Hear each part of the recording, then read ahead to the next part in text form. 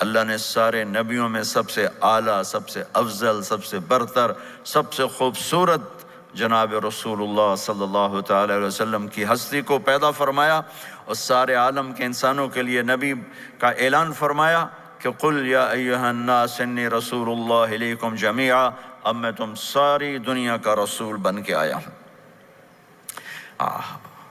آپ کا ظاہر بھی اتنا خوبصورت اور آپ کی زندگی بھی خوبصورت۔ میں آپ کو اللہ کے نبی کا حلیہ بتاتا ہوں۔ آپ تشریف لے جا رہے ہیں مکہ چھوڑ کے مدینہ، راستے میں بھوک لگی، رابغ، ایک خیمہ دیکھا، وہاں ایک بوڑھی عورت بیٹھی۔ آپ نے ان سے کہا ماں جی کچھ کھانے کو ملے گا، پیسے دیں گے؟ اس نے کہا بیٹا بارش نہیں ہوئی، کچھ بھی نہیں ہے، قحط ہے، کھانے کو بھی نہیں ہے، پینے کو بھی نہیں ہے۔ تو ایک بکری کھڑی تھی، بالکل کمزور، اس کے جسم پر صرف کھال تھی۔ آپ نے کہا اس بکری کا دودھ نکال لوں؟ وہ کہنے لگی دیکھ تو رہے ہو اس کے جسم پر تو سوائے کھال کر ہے کچھ نہیں، کہاں سے نکالو گے؟ کہا مجھے اجازت دو۔ اب چونکہ ایک عجیب سا واقعہ ہو رہا ہے کہ ایک ایسی بکری سے دودھ نکالنے کی بات ہو رہی ہے جو چل بھی نہیں سکتی، تو بڑھی آپ کو ایسے غور سے دیکھنے لگی کہ یہ کون ہے، یہ کون ہے جو اس مری ہوئی بکری سے دودھ نکالنا چاہتا ہے؟ تو غور سے دیکھ رہی، تو آپ آنکھوں میں سما گئے۔ پھر اس نے اس کو بیان کیا۔ آپ نے اس بکری کے تھنوں کو پکڑا تو لٹک کے نیچے آ گئے، دودھ سے بھر گئے۔ تو اپنے بڑے برتن میں دودھ نکالا، اپنے تینوں ساتھیوں کو پلایا، خود بھی پیا، پھر دوبارہ دودھ نکال کے برتن پورا بھر کے اس بڑھیا کو دے دیا، اور آپ چلے گئے۔ شام کو اس کا خامد آیا، ابو معبد، انہیں کہا ام معبد یہ دودھ کہاں سے؟ کہا اس بکری کی۔ کہا پاگل ہے، یہ تو چل نہیں سکتی، اس کا دودھ کہاں سے آ گیا؟ کہا ایک نوجوان آیا تھا، اس کے ہاتھوں میں کوئی تاثیر تھی، جادو تھا، جس سے یہ دودھ نکلا ہے۔ وہ کہنے لگا ان عتیلی، بتاؤ وہ کیسا تھا؟ شاید آپ نے کبھی سنا نہ ہو اپنے نبی کا حلیہ، میں بتانا چاہتا ہوں ہمارے نبی کیسے تھے۔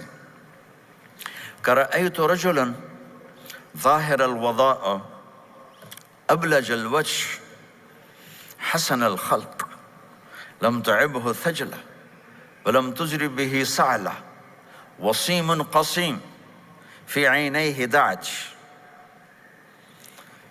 في أشفاره وطف في صوته سحل في لحيته كثافة في عنقه ستع أكحل أحور أزج أقرن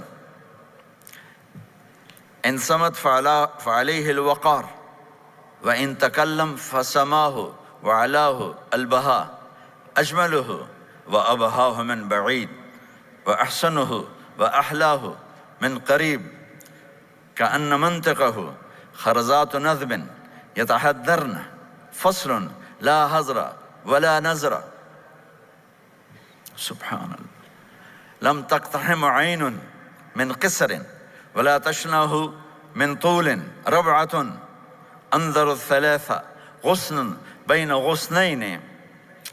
کیا اماں الفاظ بول گئی، آج تک عالم تھک گئے ترجمہ کرتے ہوئے۔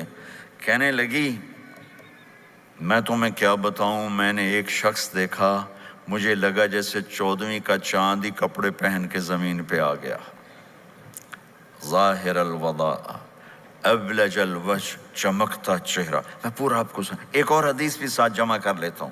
عظیم الہامہ، خوبصورت سر، بڑا، شدید سواد الشعر، سیاہ کالے بال، عظیم الہامہ، سر خوبصورت گولائی میں، واسع الجبین، کھلا ماتھا، ازہر اللون، کلیوں جیسا خوبصورت رنگ چمکتا ہوا۔ پھول میں چمک تھوڑی ہو جاتی، کلی میں زیادہ ہوتی، کلیوں جیسا رنگ چمکتا ہوا۔ ازج الحواجب، یہ بڑے خوبصورت گول، وہ آج کل کیسے یہ پر پینسلیں لگا کے بیچاریاں یہاں تک لے جاتی ہیں، اور پھر پینسل کا رنگ اتر جاتا ہے، پھر اندر سے وہی عجیب و غریب نظر آنے لگتا ہے۔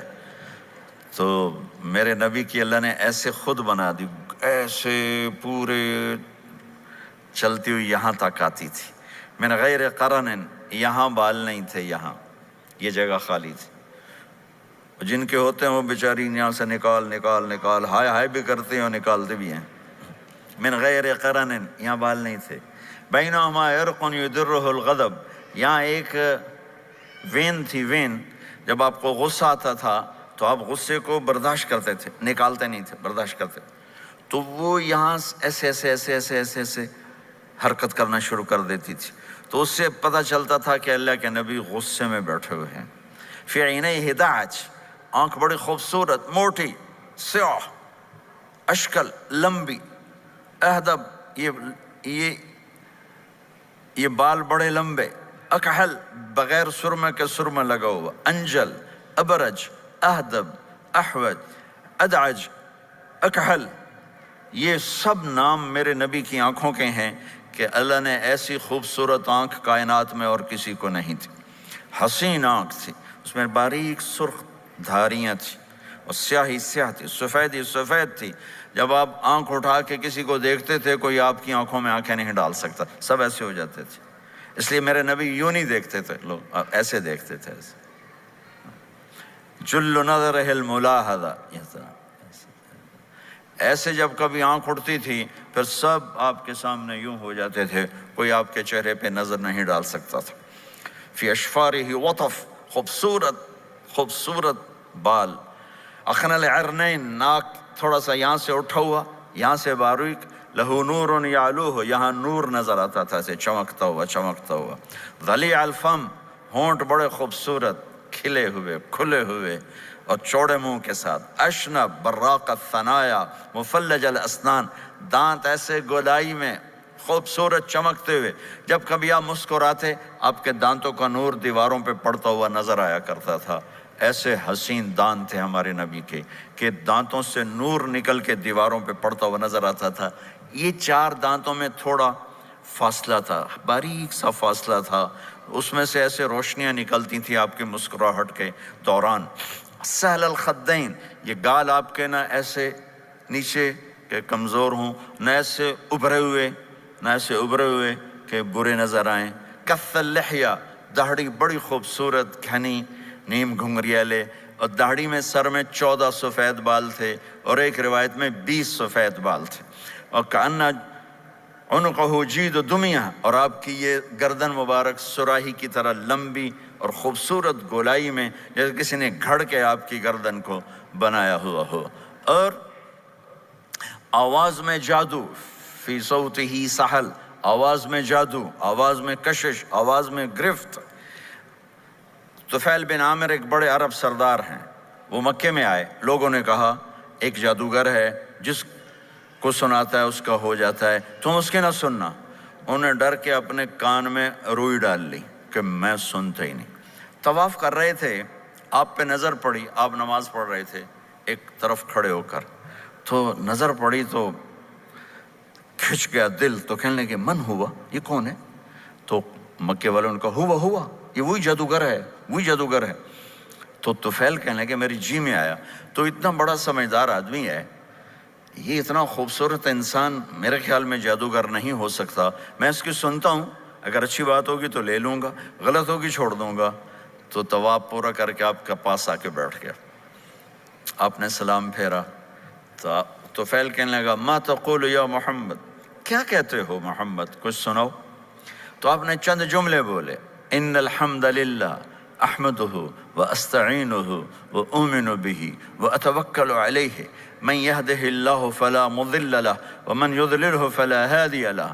تو وہ تڑپ گئے، میرے آپ کے لیے کوئی کشش نہیں ان کلمات میں ترجمہ بھی کر دوں تو کوئی کشش نہیں، لیکن وہ عرب سمجھنے والے، وہ کہنے لگا اعد فقط بلغنا قاموس البحر، ارے ذرا دوبارہ سنانا، تیرے ایک جملے نے 7 سمندر کا پانی پی لیا ہے۔